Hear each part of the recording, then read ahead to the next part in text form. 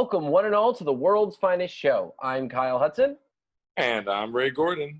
and today, this weekend is 4th of July, and there's a lot going on in the media world. We got Hamilton coming out.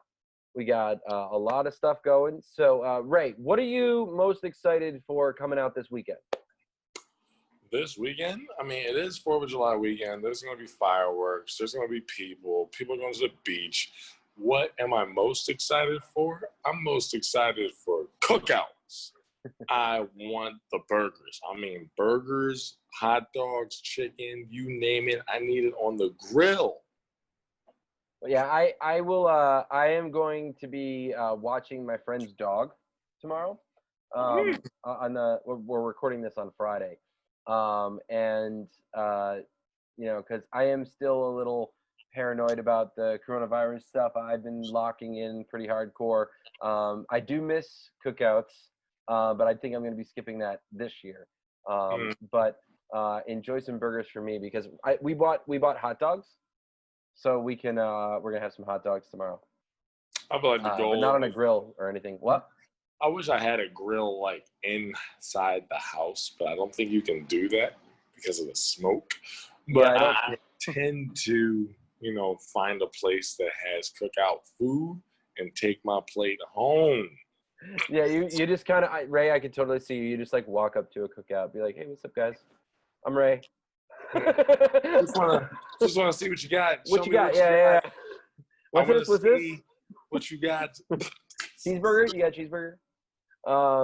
No, that's awesome. And you know what I was thinking? What was it last year? This time, remember what was coming out last year? And I rewatched it recently because I was like thinking about it. This time, we're not talking about Avengers. No, that was a little earlier in the year. This time we had Stranger Things come out. That's right. We have Stranger Things season 4 coming out soon.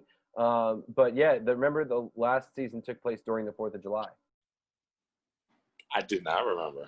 Yeah, I really do not remember. I still have to watch all the Stranger. It's like you haven't seen I Stranger gotta Things? watch all of the Stranger. It's like I'm like, okay, I'm ready to watch it. I hit the play button, and then it's tomorrow, and I gotta go to work. Oh, I know how that is, man. There's some shows that I burn through, but then there's some shows like we just finished Space Force. I don't know if you saw that on Netflix. I liked it. I thought it was pretty funny. Or the show? Well, no. So it's a show by Steve Carell and I think the guy who made The Office, and it's like a satire of like the branch of Space Force. No one takes them seriously, and they have to like fight on the moon. It's but Steve Carell plays this like very gruff military man, so it's like very against type because he usually plays like this goofball. And then John Malkovich is in it too. He's pretty good. And who's the guy who played? I think his name's John O. Yang.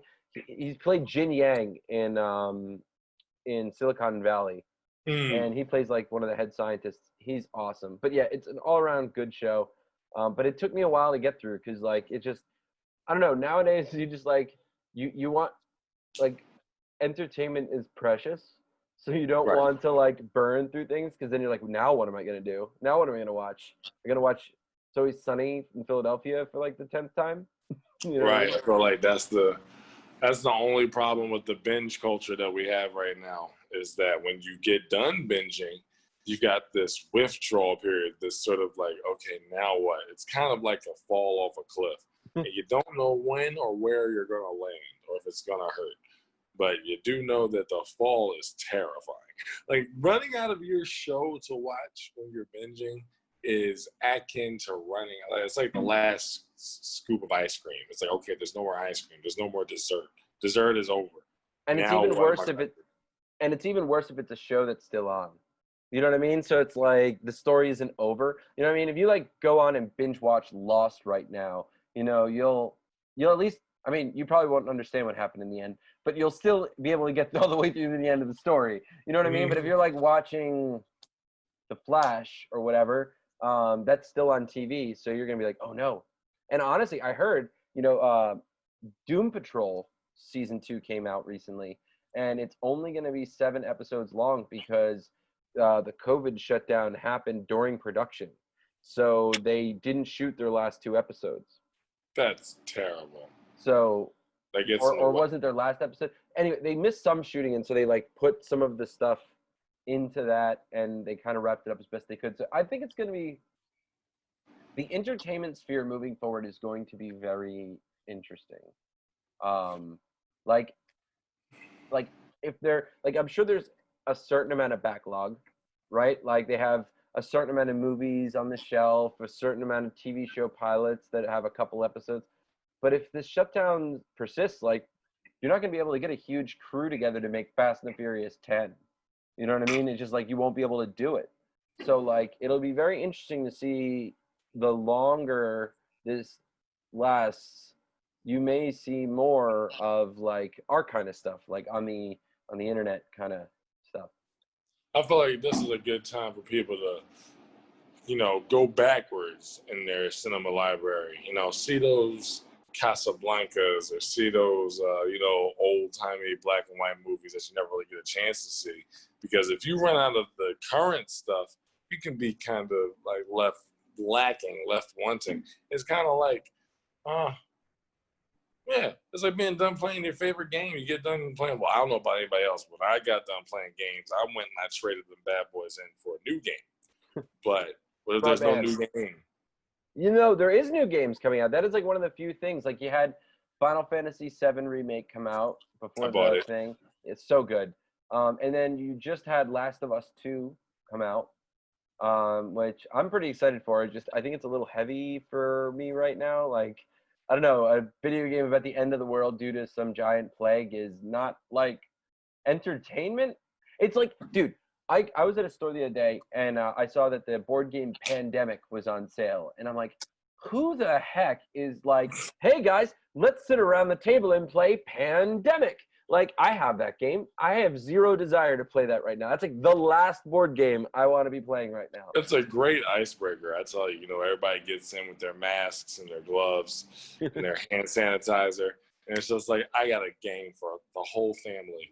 It's called Pandemic, and you'll never see a place clear out so quickly. I mean, if you don't really like family. Well, dude, I can't believe people are having like parties. You know what I mean? Like, I mean, I know you're excited about going to a cookout. That's one thing, it's outside. But like, I've seen like people like house parties and stuff like that. And it's just like, I don't know, man. Stay home, play video games. Like, I got Hearthstone. Hearthstone's free. Magic Arena is free. You know what I mean? But you can't eat Hearthstone. That's the only problem. I want the No, dude. Yo, do what I've been doing. This is true. Because I have so much, we have free time, and it's like you're bored, so you just want to leave. I've been getting in the car and making like the hour-long drive to White Castle. I've been doing that. Plunge. I mean, dude, like I just sit there, I listen to something, you know what I mean? I listen to a show or something like that, and I go get my tasty, tasty burgers. See, because like I'm originally from New Jersey. I grew up like right down the street from a White Castle, and like I didn't like hamburgers growing up. I love White Castle. You know what I mean? White Castle don't have hamburgers. They have sliders. And you just slide them bad boys down the gullet. And that's why they give you 6 or however many they give you. Oh, no, dude, you got to get the 30 case. If you're only going up periodically, you got to get the 30 case. There's a case of 30 of them. Case 30 comes in like a suitcase. Like, it really does. I only did that once. Normally, I just get like 4 or 6 or something like that. Yeah, one time I got a case. Well, it was the first time I ever thought to do it, right? And I was like, it was like when the whole thing first kind of started, I was like, you know what? Let's just, I'm not doing anything today. I'm just going to drive to White Castle. And then I got there and I see there's like 30. I'm like, okay, I'll get them. And then I'll like bring them home and reheat them and stuff like that. So I'm like walking in and my neighbors are there. And I'm like, hey, do you guys want some like White Castle burgers? And it's like, by the way, we are not sponsored by White Castle at all. But hey, guys, if you want to sponsor us, yeah, he'll eat the burgers. Is what I'm saying. The sliders are great, but only when there's 30 of them. When you have to have a suitcase full of hamburgers, like just filled with hamburgers, that's when you know that like maybe you got to rethink some things. I don't know, man. But I can't really say that because every time I go to Checkers, and there's a difference between a medium fry and they've got this Fry Lovers XL semi bucket of fries that I have to Checkers fries are awesome. Fries are awesome. And you can't even make them at home. It's not like you can't. They come in the store. but it's not the same. It just reminded me of, like, have you ever seen Arrested Development? Steve Holt, like, you can't replicate it back at your home. I've seen Arrested Development. I don't think I saw that one. I think of Arrested Development a lot when I look out at the world and I see, like, just these people that are just like, whatever, it's all about me. And I'm just like, okay, that's Arrested Development. There's Lucille Bluth right there. Wow. You think Arrested Development, I think Shameless when I see the world. Just a whole bunch of just ridiculousness happening in real time. Yeah. Like, I know it's 4th of July weekend, and I kind of wish there was a little bit more pomp and circumstance around it, but it is a pandemic. And we did, like, not stay in the green phase for very long. So I understand if people are hesitant to amass. Yeah, but you gotta find something to do. Not well, at least in Pennsylvania where we live, it's now, like, legally mandatory to wear a mask whenever you leave the home. So, look, if you're listening to this show, that means you like comic books. It probably means you like video games, stuff like that. Like, the thing I always tell people is, like, yo, heroes don't wear masks to protect themselves. They wear masks to protect the people they love. So, like, just be polite and wear a mask, even if you think it's ridiculous and even if you think it's unnecessary. Just, like, be polite about it, because, like, if I'm wrong, someone who says you should wear a mask, the worst thing is, like, you're uncomfortable. But if you're wrong, you know what I mean? Like, there's a lot more downside. So, and the thing people forget is that, well, people forget that, like, there's a pretty big gap in between dead and fully recovered. Do you know what I mean? Like, and Right. That's why, like, I am still playing it safe, man. I've been, Heroes of the Storm. Me and my buddies been playing that. You ever play Heroes of the Storm? No. It's on PC. It's by Blizzard. It's free to play. You should get on there, man. It's a lot of fun. It's a MOBA, so it's like League of Legends and stuff like that. But it's like League of Legends, but it's, like, not as intense. Like, it's a little bit more casual. So I have a funny story about face masks. Now we brought, and it's actually related to the show because we literally just talked about Doom Patrol. Do you remember the Invisible Man on on Doom Patrol? Yeah, Alan Tudyk. Yes, he's got this wrap around his whole body, and I had to go out in public recently and to go and try to find a sofa. The joys of having your own place. So much upkeep. But we couldn't go and see the place without masks. All I had at the time was an ace bandage, a large ace bandage. So what did I do? Oh, I wrapped myself around like a mummy. It was kind of impressive. I could breathe. It felt safe. I might do that more often if I could find the ace bandage. But it was a good idea. I looked like the Invisible Man, even though it was kind of weird. You gotta, like, have it like you have to have it on, like, your whole appendage, or else people think that you're a wacko. Like, I left the house and people were giving me looks. I'm pretty sure they probably thought you're a wacko anyway, Ray. Yeah. It's craziness. But I was secure. I felt like I was secure. I could breathe, and I felt like it worked. So if you need a last minute, like a last case scenario, worst case scenario, go for an ace bandage. I'll tell you that. Or, dude, most people keep a shirt or something in your car. Like, really, anything that just covers your nose and your mouth is fine, right? Like, it doesn't need to be fancy.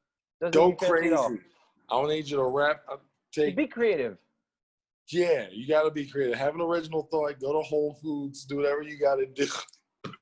I mean, because, like, honestly, like, have fun with it, because it's like, what else are you going to do, right? Like, I mean, that is the thing that has been, I was like, oh, when this all started, I was like, I got tons of comic books. I got tons of movies. I'm good. And now I'm like, like you said, going back, dude, this is true.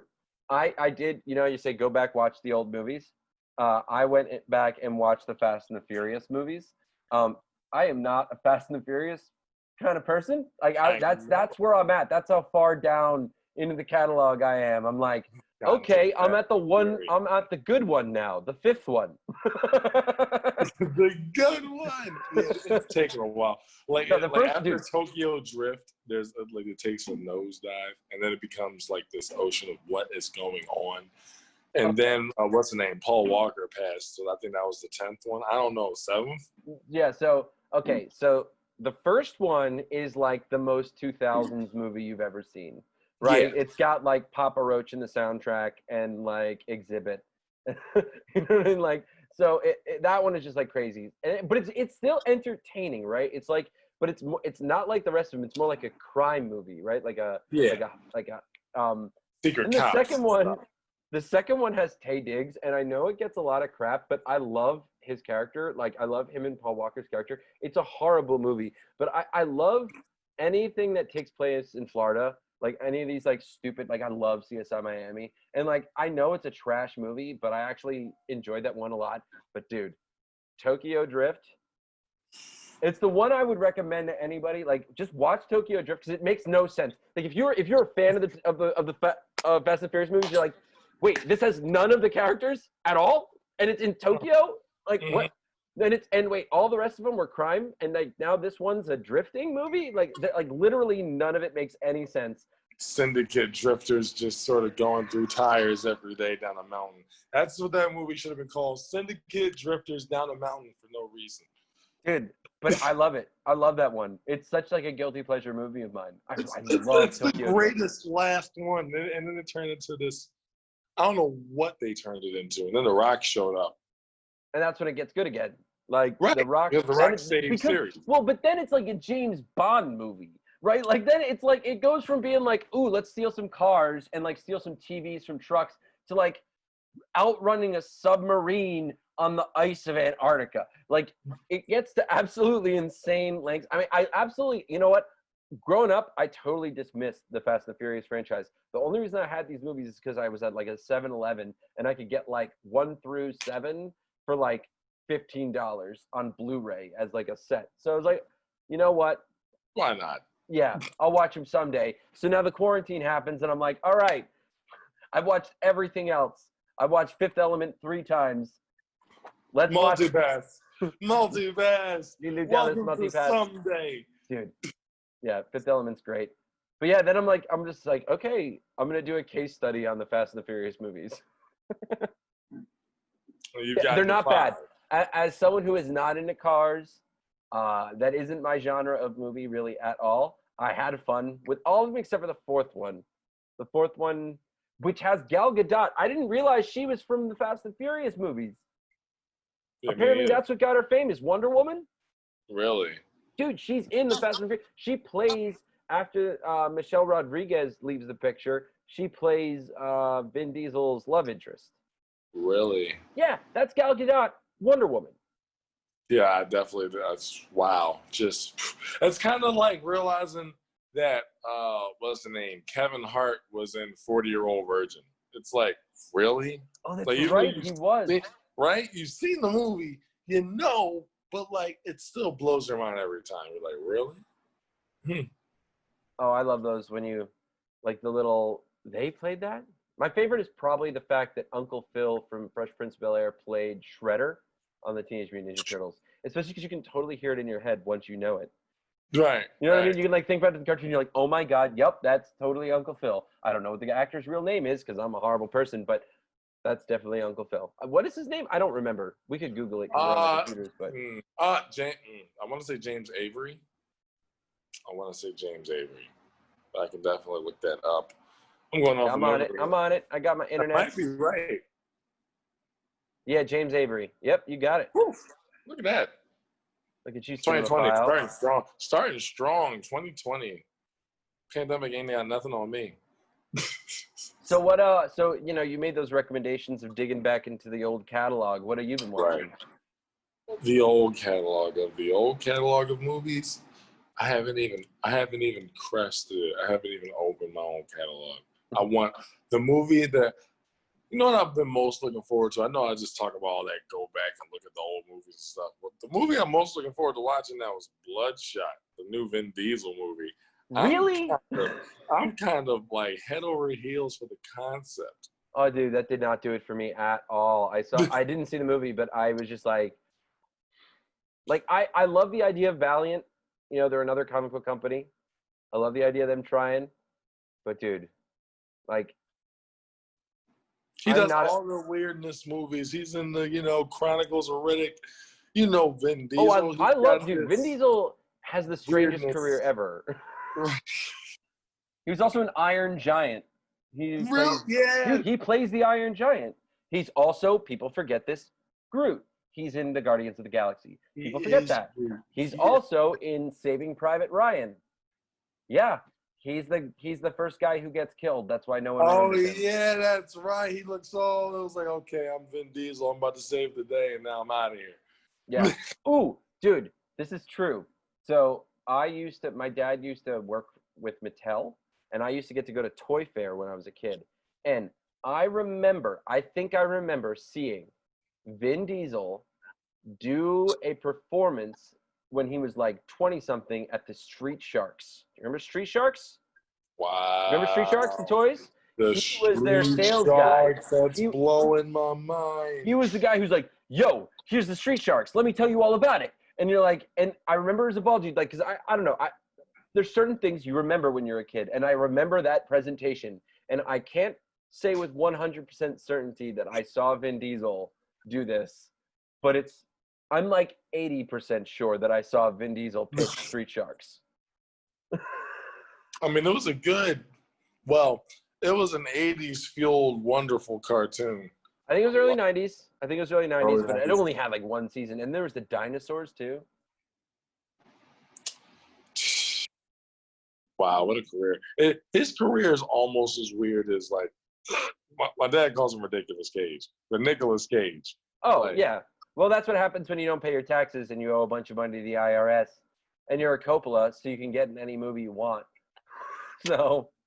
Yeah, it's like you're just making money just to give it right back.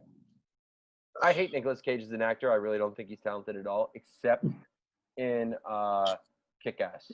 In Kick-Ass as Big Daddy. I knew you were going there. As like the knockoff Adam West Batman, I'm like, well, because he is an actual comic book fan, right? Like, right. I bet if I met Nicolas Cage, I'd probably like him. But his acting, he's also good in Raising Arizona. Have you ever seen Raising Arizona?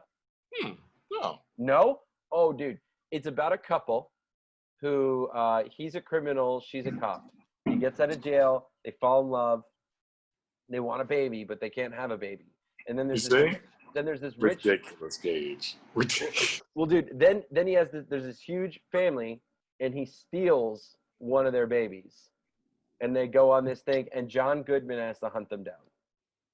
Ridiculous Cage. Yeah, that's apt. It's still apt. But hey, it seems like a movie that, like, you would probably wake up to out of a nap on a Saturday afternoon and realize that, oh wow, this is on, and then not be able to turn it because you got to see the end because it's just mind-numbing ludicrous. I mean, it has these great lines like, all right, everyone freeze, get on the ground. And he's like, well, what you want us to do? You want us to freeze or you want us to get on the ground? And he's just like, well, get on the ground, then freeze. Oh, man. Raising Arizona is a great one. It's the Coen brothers. Have you ever liked the Coen brothers? Did we ever watch Lady Killers? Yes. With Tom Hanks? Yeah, with that southern accent. We shall all meet forthwith at the Waffle Hut. I can't stand him. He's a great actor, but, like, just why? He needs to play the bad guy more often. I love when Tom Hanks plays a villain. He's only a villain in like 2 or 3 movies. But it's tough because he's too good. People see him as Tom Hanks. He's Mr. Freaking Rogers. He's Forrest Sully. Gump. He's like if you're making a movie about an American hero, it's like, all right, let's get Tom Hanks. Yeah, he's Castaway. He's whatever. Wilson! Nobody knows the name of a ball company like we do because of Wilson. And don't forget, he was also COVID-19 patient 0. Like, remember that? Remember when we all were like, oh crap, the world's ending. Tom Hanks is gonna die. Right. And he's just sitting here just still being Tom Hanks. Dude, I love how I'm not going to repeat some of the things he said, and I couldn't believe that. I cannot believe that there's actually a Tom Hanks quote that I feel uncomfortable repeating. Wow. Yeah, no, he had some strong words for people who aren't taking COVID seriously. So I was like, yeah, Tom Hanks. Yeah. Well, have you ever seen Veep? Like, that's the running joke in Veep, is that like he dies, he like always overshadows everything that they do. It's like whenever something happens, like Tom Hanks has a new announcement today. He's getting puppies. You're just like, I had a whole thing planned. Tom Hanks is here running it. So this is what we've come to. Thanks to the pandemic, we've gotten to the point where we're rewatching old movies and Fast and the Furious, and we're debating whether Tom Hanks should be a bad guy again. He should be. He should be. Yeah, well, the one thing I am probably the most excited for that came out this weekend, actually, which I mentioned at the top of the show, is Hamilton. If you got Disney Plus, you can now see Hamilton. And I've seen the show, actually. I've seen it in real life. Yeah, you saw it. Like, how was that? It is amazing. If you have Disney Plus, do whatever you like. Just watch it. It's one of the best plays I've ever seen, and I was the president of the drama club in high school. No, it is, especially if you like hip hop music, because there's a lot of like stuff that I think gets missed by the theater nerds. Like when they go, "It's the 10 dual commandments." You're like, "Wait, what?" Number one, like, and you're like, that is not how that line normally goes. It's like, I don't think it was meant to land the way it landed, but it definitely landed. Well, no, dude. I mean, let's be honest. It's a very unique show at the cross section of like hip hop culture and theater, and let's be honest, those are a Venn diagram that doesn't have a whole lot of overlap as far as fans. Do you know what I mean? Which is why it's so great. You know what I mean? Because like people who are hip hop fans will watch it and they won't get the references to the shows, you know, because like Lin-Manuel Miranda is like a big theater guy. So there's lots of influences from shows, other shows, and how that's done. But if you're a theater nerd, there's like no way you're picking up that, oh, that's a Nas line. You know what I mean? Right. Like, Right. I think it brings more people to the audience. Oh, what I heard someone describe it as American history fan fiction. Nice. Right? Like, yeah, I know George Washington wasn't black, but why can't a black guy play George Washington? You know what I mean? Like, right. Because it kind of like, actually, I'm pretty sure the only white people in Hamilton are the British. I'm pretty sure about that. Which would be funny. Which would be very funny. I think I might have to give it a watch, just because I've seen it. The marketing, the advertising has been stellar. So I feel like I'm gonna take the plunge and watch it. Well, do you know how it started, right? It started because Lin-Manuel Miranda got invited to a poetry night at the White House. And he performed like a rough version of it for the Obamas in 2008. And then they're like, wow, that was really good. You should develop it. And so, you know, with like the blessing of the White House, he went out and raised a bunch of money and then turned it into this show. Right. Like and that was one that's how it happened. Like, and I mean, like I said, I've seen it live. It's not on Broadway, but I saw it at the Wilmington Playhouse a couple months ago with Leslie's parents. And it's, even knowing it, like the best was that there was this guy who sat next to me, and it was like a mom, dad, and daughter. And you can tell that the mom and daughter, like they were singing along, knew every song, you know what I mean?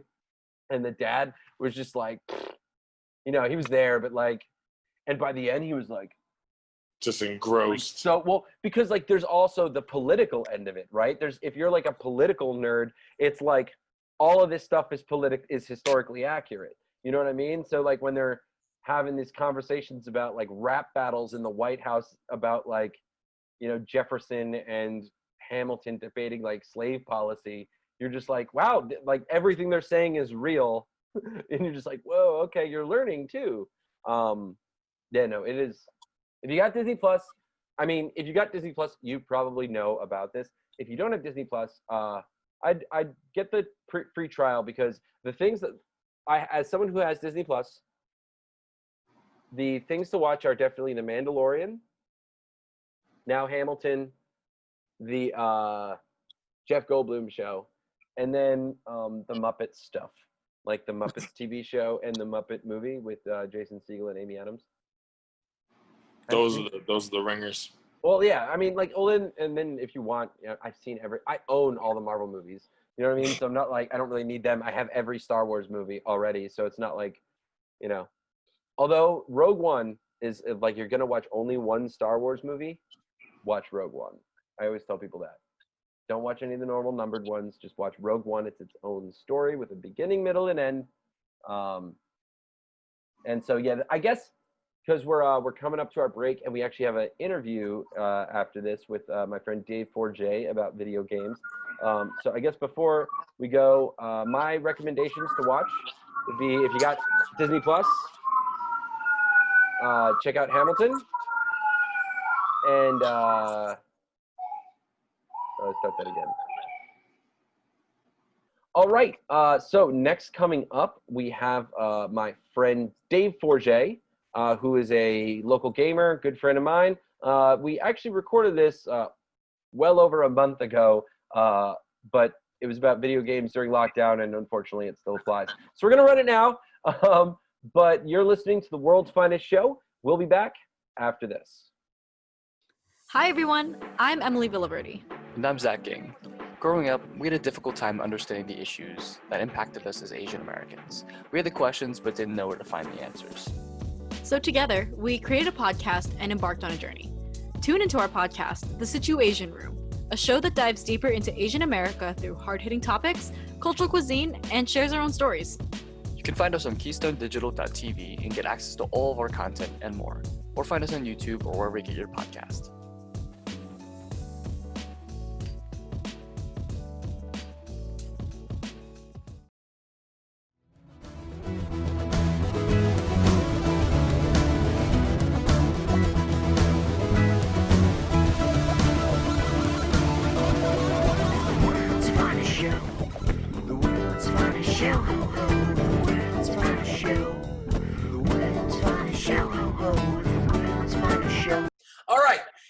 Welcome back. I am here in my domain, as you can see, with my good friend Dave.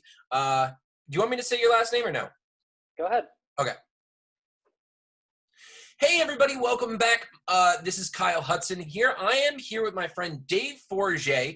I figured, since we're getting on YouTube, I figured bring on a guy who actually has YouTube videos that it gets thousands and thousands of views, and maybe he can give me some of his secrets. But also, he's a big gamer. That's what his YouTube channel's about. And I figured maybe he can give us some suggestions for games to play while we're all on lockdown. How you doing, Dave? I'm doing well. Tell us, all right, first off, what kind of video games do you like to play? Oh, wow. All of them? Well, okay, I don't really play sports games. I think that's the only one that I'm not, into very often. No NBA Jam? No NBA Jam for me. Although I did buy my nephew, NBA 2K20 for Christmas. Oh, okay. Cool. So what are you playing right now? I guess the most recent release that I'm playing right now is definitely Doom Eternal. Really? All right. Yeah. That released, I guess, March 21st at the same time as Animal Crossing. So, yeah, like half the people you talk to are going to be like either Doom Eternal or Animal Crossing. Well, why don't you tell people a little bit about, because, I don't know, for people who aren't in the super video game world, they might not know about that, amazing cross-brand synergy. I mean, it was actually pretty awesome and beautiful. Yeah, I think the memes of it were probably the best part of that release. Was just seeing because Animal Crossing is a farming simulator where you live in a little village with a bunch of animals and you build them houses and you trade gifts. It's hilarious. Doom Eternal is about a big gruff guy the size of a refrigerator who just murders demons in the most gruesome way possible. And just on my timeline, it was just constantly crossover memes of cute little animals, murderous demon guy, just doing whatever. It was hilarious. Well, I did see one of them was it was each one done in the other's branding style. So it was a Doom ad done in the style of Animal Crossing, and then Animal Crossing done like Doom. I thought that was pretty funny. But yeah, honestly, I know you're gonna hate me for this, but I've never played an Animal Crossing game. I know it's like always been on my thing, and even like Stardew Valley. But yeah, I've never gotten around to, and I'm a big RPG guy, and I just never gotten around to it. Well, I think it's less of an RPG and more of like a relaxing life sim game. See, Like I have it's- Minecraft for that. Yeah. When I want to like just switch off and just like walk See, around. Minecraft has still has like an adventure mode to it. And Oh, story mode? Yeah, I've never played that. well, I was talking about like just getting attacked by like creepers and like Yeah, but the beautiful thing about Minecraft is you like make your own story, which is the oh thing. yeah, Like, yeah. it's you either get it or you don't. You know what I mean? Like Minecraft is not for everybody. If you liked Legos growing up, it's pretty much like infinite Legos that you never have to clean up. That you get to like dig inside and walk around. But it is definitely not for, I mean, I remember I sat down and played Minecraft with my wife and she's like, so what do we do? And like my wife's a big gamer. Like that's one of the things I love about her is like we play a lot of video games together, and she just wasn't for her. You know what I mean? And that's the thing. It's like if you don't get into Minecraft, that's okay. You know what I mean? Just like you don't like sports games. I'll admit sports games have grown on me. Yeah. Like originally I was like you, I wasn't a sports game guy. Have you ever played Mutant League Hockey or Mutant League Football? No. Okay, they're like for the Super Nintendo and Sega Genesis. They were actually made by Electronic Arts, the same people who make like Madden now. And it's the old school like 90s Madden engine. But the thing was, instead of licensed teams, it was like monsters and robots, and they would like run into each other, and like you could like kill the quarterback and like disable them, and then they'd have to only do running plays. And like I don't know, that kind of was interesting to me. And then as I got older, the management sim part of soccer games or football games, I really got into that. And I can even get into management sims of other sports just because I love that. I do love the franchise mode in like a lot of the sports games.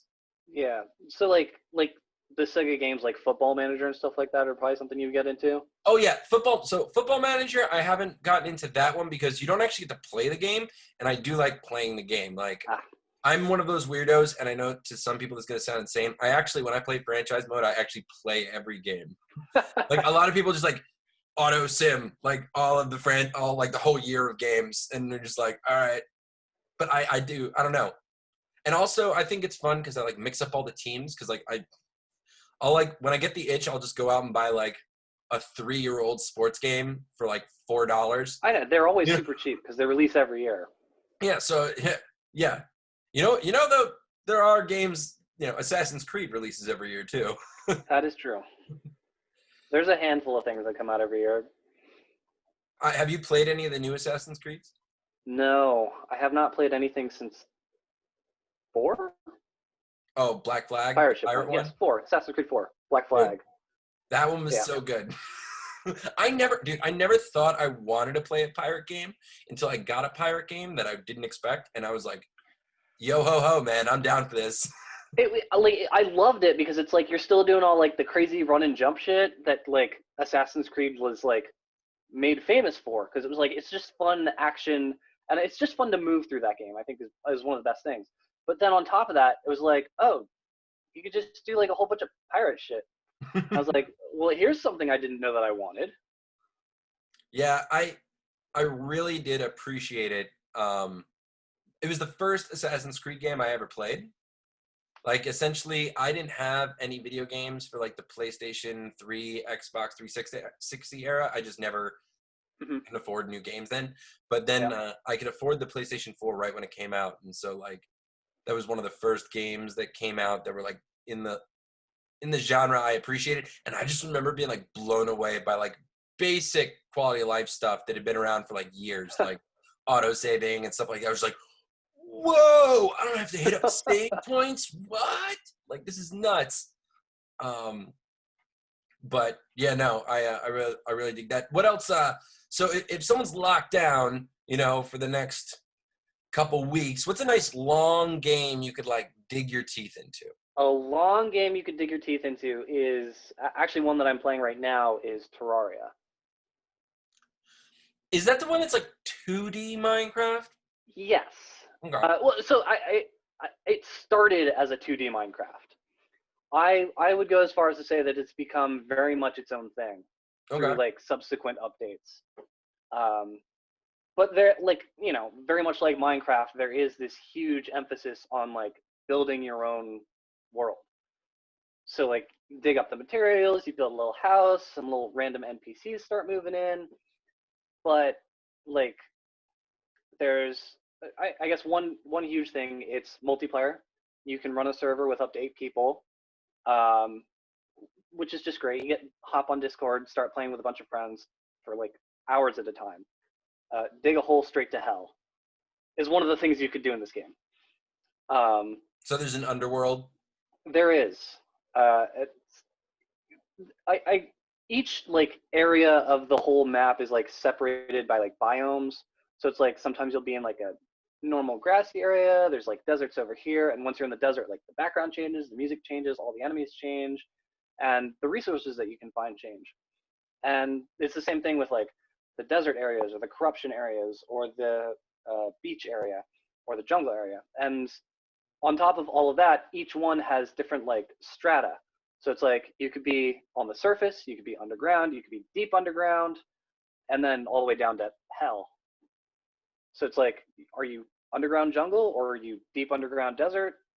So it's like there's constantly things to find and discover in the game, which I think is just, to me, that's something that makes a game replayable and playable for the long term. Is that there's always something to find, something to discover, something to like something new on the horizon. So it's like you don't ever get bored. There's always like this little churn of different stuff to do. Well, I think the new, a lot of games that are like continually in development, like they can do that. Like Terraria, I know, is like constantly in development. They're still, they're still working on the game. Yep. Right. They're still coming out with stuff all the time. Have you ever played Stellaris? Yes, I have. See, because that's a game that I play, and I'll admit the cost can be a little apprehensive at this point if you want to like buy everything, but I definitely suggest that you buy like the vanilla version and check it out, because it's one of those games like that where like I can just play it over and over and over again. Yeah. It's definitely, I mean, either that or one of the Civilization games have to be the biggest one on my Steam account. Well, that goes along with your appreciation of the management sim type stuff. Oh yeah, I mean, dude, ever since SimCity 2000, man. Yeah. Give me a clock. Give me some Well, toolbars. Fortunate thing with Terraria is if you want everything, it's $5 right now on Steam. Dude, there's some pretty sick deals going on right now. Yeah, I know. Everybody's like, "Hey, everybody's locked in. Come buy some games." I know, right? It's been awful, but I've been good. I've been good. I'll admit I did buy some movies, but I've been good on the game front. So what other games would you recommend? Like maybe what's maybe something if you wanted to like just kill some time, but you didn't want to like make it like a big, it's like a long adventure, but something you can still like have a lot of fun with in a short amount of time. I usually go to something like Overwatch for that. Oh, Overwatch. So that's a first-person shooter? Yeah, first-person shooter, team-based multiplayer. No matter what mode you're in, it's a multiplayer game. You're going to be playing with teammates and against another team. And I think it's a great game that you can just like pick up, play for an hour, and put down, and you've had a full experience. Because like each match is very much self-contained. On top of which, what I think elevates it above other like team type games is how easy it is to pick up. And this would go for anybody who's ever tried to pick up something like League of Legends.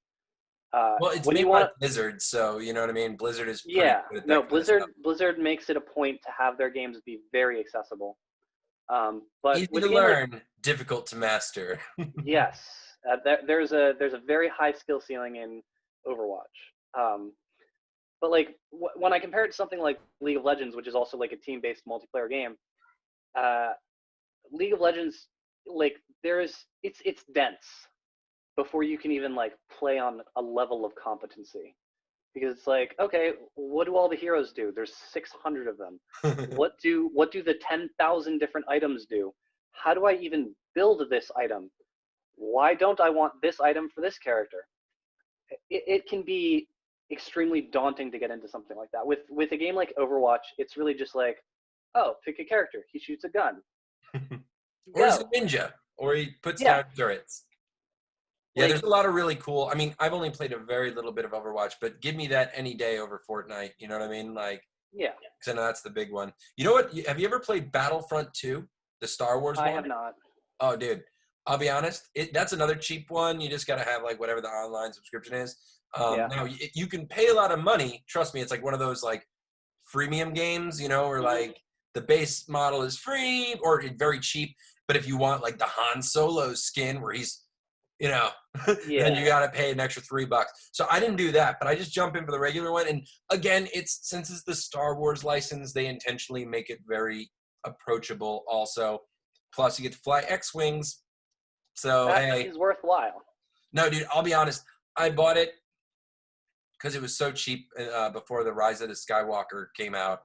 And then I throw it in every once in a while. It's just a fun way to like, dude, you know, if I want to like turn my brain off, Dynasty Warriors. Oh yeah. Dynasty Warriors 8. Dynasty Warriors 8, man. That is just a turn off your brain kind of game. I love it. Just hit square. So one of the great things about like the Dynasty Warriors, I guess, series at this point, they've like branched out. They've done like a Legend of Zelda version of Dynasty Warriors. Hyrule Warriors. Hyrule Warriors. There's also Fire Emblem one, which is just There's a Fire Emblem Gundam one. Warriors. Gundam. Yes. Okay.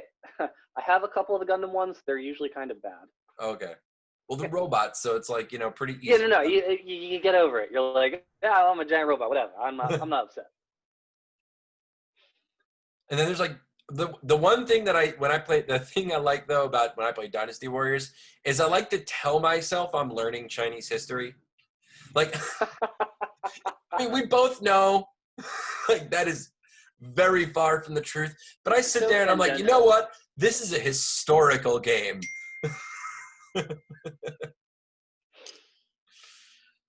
But dude, I mean, look, hey, I know more about the Three Kingdoms period than most people, Yeah. at least in America. Yeah. A little bit of wrong information in there, but. Yeah. Wait, you mean Lu Bu didn't kill all those people at the Battle of Chibi? No, he did not. he did not single-handedly kill 12,000 people for a high score. My high score would say otherwise. I was gonna say. What else? What are some other games you got? Because I know you're a big RPG guy. Let's say Yes. let's settle down into like a nice meaty RPG. Well, Persona 5 Royal just came out. I knew you were gonna say that. See, dude, I'll be honest. I tried. You The guy at tried. the game store was like, "Yo, just give it 6 hours," and I was just like, "All right, 6 hours, okay." Okay, game guy. You know what? I like JRPGs. I'll give it 6 hours. Mhm. And I beat the first castle. Yeah. Just didn't do it for me, man. But No. but you really enjoyed it. It was No, I thought it was great. Honestly, with Persona 5, I played the original. I just got the new one. I haven't booted up yet. It came out yesterday. But when I played through the original Persona 5, like a lot of what I loved about it was less the RPG combat stuff, like the mechanics of it. It was more the boring everyday shit where I was like, hey, I'm gonna go to the arcade with my friend, or I'm gonna go to the diner and like eat a burger while I study. Like it was literally that stuff that became fun because you start having like these interactions with all the different characters and getting to know them and building the relationships. See, And I it's find like- that's a very Eastern design philosophy for video games, Where like the slice of life kind of stuff. Yeah. I've seen it in a lot of other games. You know, like you play Fire Emblem Three Kingdoms, right? It has a very it's not Yeah. the same, but it's similar, right? Like Yeah, no, you're the constantly in Yakuza school. series. Like between each battle, you're like, let's go to the library with this person. Let's do a little study session. Let's have a tea party or whatever. yeah. I mean, I don't know. It's something I've noticed more recently. Like, so it's like interesting when I started getting into board games, right? Mhm. You start realizing there's like a difference in like American board game philosophy where there's like a lot of dice and a lot of like player interaction, and a lot of like, you know what I mean? Whereas like a European game philosophy is more of like, you do your thing, you build your train line and they build their train line, and then, you know, we see who builds the better train line. You know what I mean? Like a Ticket to Ride kind of thing. And then I've noticed that like the Eastern game philosophy, because I haven't played a lot of Eastern board games besides like Go, but like I played a lot of Eastern video games. You know what I mean? Like almost exclusively for a long time. And it's just interesting seeing, like, now that I can see things with those kind of lenses, like seeing the difference between like how Japanese companies design their RPGs versus something like I don't know, a more Western RPG like a Mass Effect or like a Dragon Age. You know what I mean? Made by Electronic Arts, which is more of an American company. Yeah. You know, and I just I just, it's an interesting thing because I will be honest, it was those kind of things that I appreciated them, but I felt they took me out of the part I was interested in, was like the cool, crazy, you know, going into dreams or emotions or whatever it was. I did enjoy that part. Like that part was cool. But it just seemed really padded out.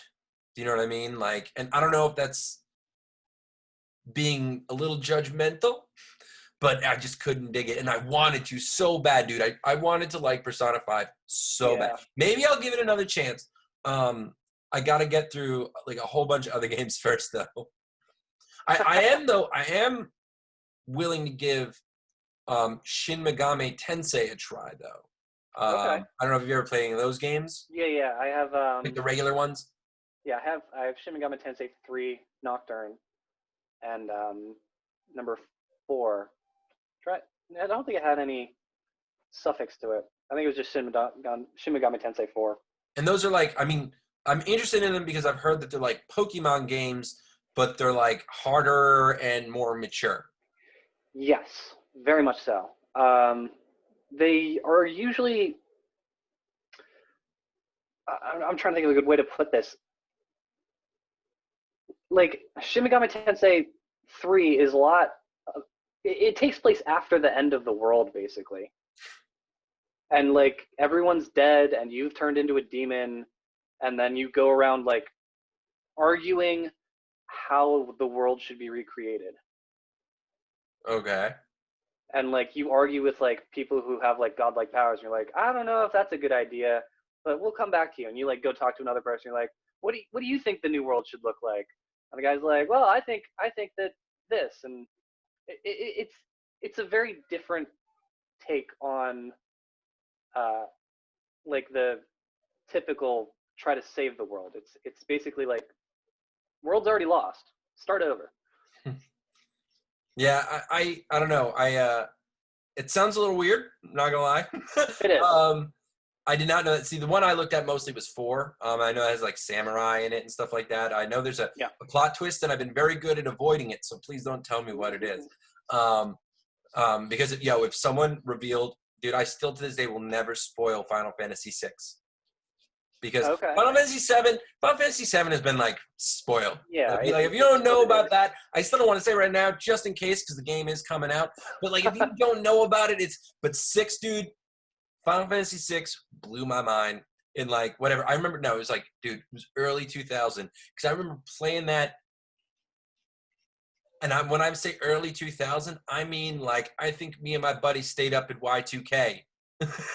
And played that at midnight, and I think we're talking like January 1st, 2000. Wow.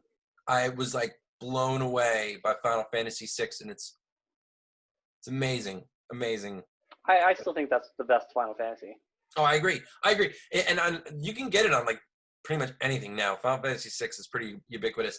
But if you have a chance and you like little sprite-based RPGs, it's just so fun. Like everything about it, and then it just blows your mind, and then it makes you think about things completely differently. I don't know. It's almost like the Watchmen of video games. It like deconstructs all of this stuff. And that Phoenix Cave, dude, brutal. 3 different parties. I love. They never did that again, where you had like the multiple different parties and you could like move them around. The strategy part. Yeah, I don't think they did. Like each Final Fantasy has its own thing, you know. That was, I guess, its thing. But okay, so let's say you're on lockdown with like a whole bunch of people, and you want to play some multiplayer stuff, and you got a couple controllers laying around. What would you suggest? Well, maybe some like online multiplayer too, in case you don't have friends. Yeah, I was gonna say online is Not probably friends, more but like people living with you. You know what I mean? Yeah. Well, I mean, Overwatch is still a good one, because that is teams of 6. But let me phrase it this way. So let's say you're sitting at home and you got an internet connection and you want to play, you know, something online, maybe has some local multiplayer. What would you suggest? That's a good question. Let me look at my library real quick.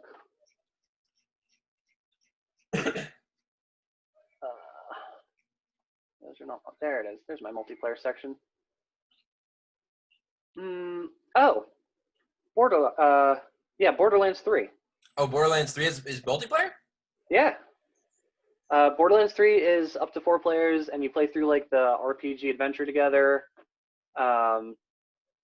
And it's such a like a goofy sense of humor, the whole game. But I only played Borderlands 2, and I'll be honest, I didn't get super into it. It just never hooked me. I think it's a fun game when I played it, and the art style was like amazing. The cell. Yeah, they have like this weird like cell shaded comic book hyper realistic almost thing going. I think it's great. I don't know if you've ever seen people like cosplay that. No. It's like it's such a surreal thing to see somebody in a cosplay like that, because they outline the contours of their face with like black ink, and it looks like somebody just stepped out of a comic book painting, and you're like, what is going on? But yeah, I do think Borderlands is probably a good one to play right now. And not right now, but very shortly, I think they're all going to be releasing on the Nintendo Switch as well. Okay. So like right now you can play on your PlayStation or PC or Xbox, but they will be releasing on the Switch soon, I believe. Not sure on the date there. You know what I heard is coming out on the Switch? Well, first off, Panzer Dragoon came out on the Switch. Now, I will admit, was it $15? Is a little pricey for. I mean, look, I know it goes for like $70 if you want to play it like normally.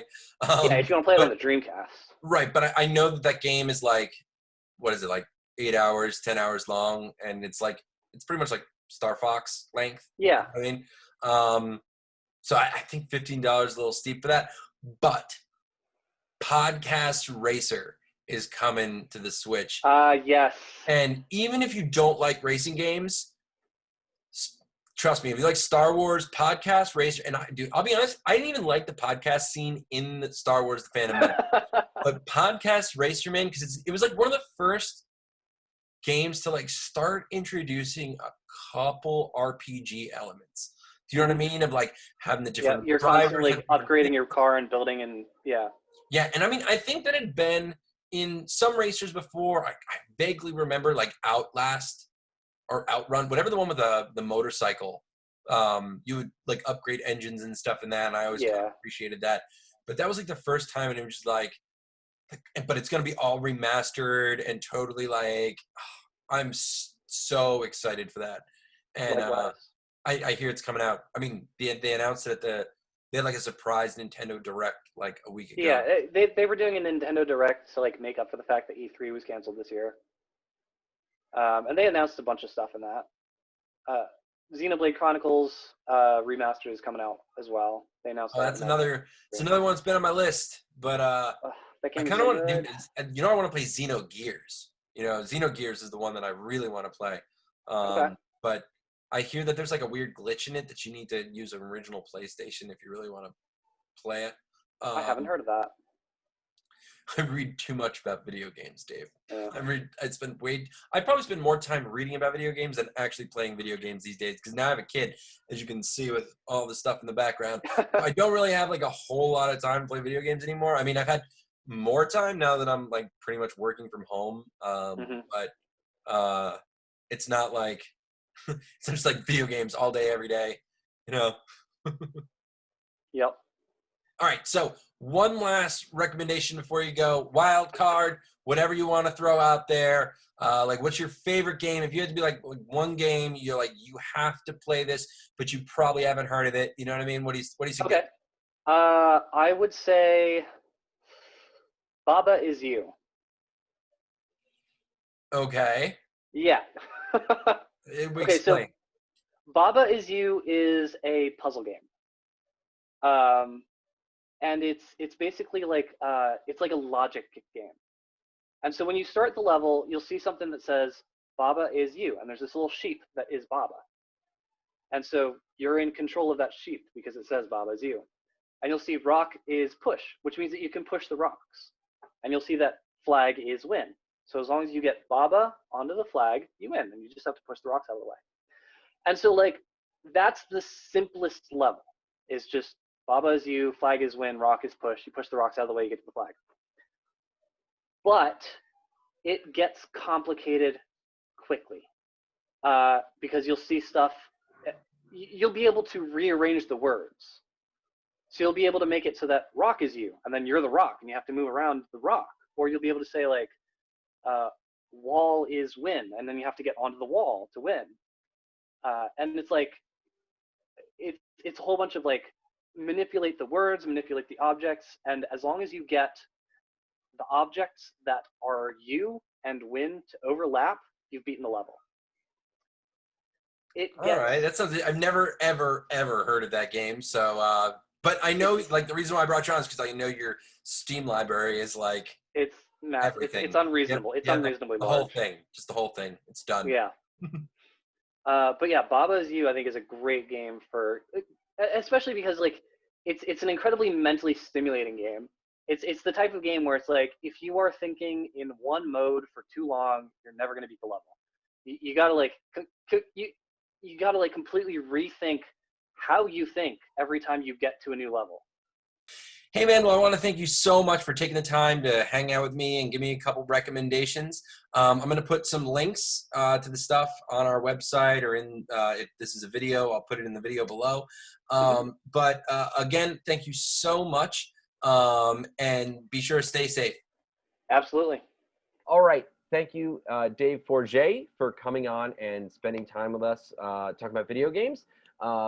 Ray, how you doing? Before we go, you got any recommendations, stuff to watch, stuff to do this weekend? 4th of July, I would just say watch Disney Plus stuff. I'm definitely going to be watching Hamilton. I feel like that's the big thing right now. Get on out there. Watch something new. Theater's great. Yeah, there's got lots of new stuff. I mean, I find myself watching a lot of the same stuff over and over again. So, like, be like me. I watched the Fast and the Furious movies and I actually enjoyed them, right? I was like, I'd never liked the Fast and Furious movies. So maybe watch them. or rewatch Stranger Things Season 3 because Season 4 should be coming out soon and it takes place on 4th of July. And little bonus tip that I actually learned from from Stranger Things, Back to the Future came out this weekend in 1985. So Ooh. yeah, so maybe if you want to, because I think the Back to the Future movies are still on Netflix for a little while longer, and you know, not everyone has Disney Plus, but a lot of people have Netflix. So, but yeah, I guess that brings us to the end of our show. So now, real quick, I actually have something exciting.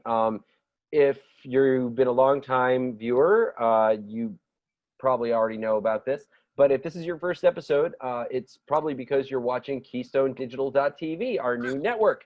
So this is actually a production of Crimson Planet Media and distributed by KeystoneDigital.tv. You can actually check out that website. We have a bunch of shows. Well, right now it's just 3. It's us, my wife's show, Life After Baby, which is a parenting show. And then we also have a show called The Situ-Asian Room, which is about Asian culture. And that's actually the guy who used to be our intern is producing that one with his friend Zach. with his friend Emily. So check out KeystoneDigital.tv. We're going to have hopefully more shows coming through. We're actually working on a Dracula audio drama coming up in the near future, which will be fun in the fall. So stay tuned. Check our show out on worldsfinestshow.com. You can check us out on Twitter at World's Finest Pod. You can check us out on Facebook. Pretty much wherever your favorite podcasts are found. We're also on YouTube. We're making these videos now. So this is our second one doing this. This show is made possible by electricity and brought to you by Light. So that's it. Have fun. Have a happy 4th of July weekend. And until next week. Keep geeking.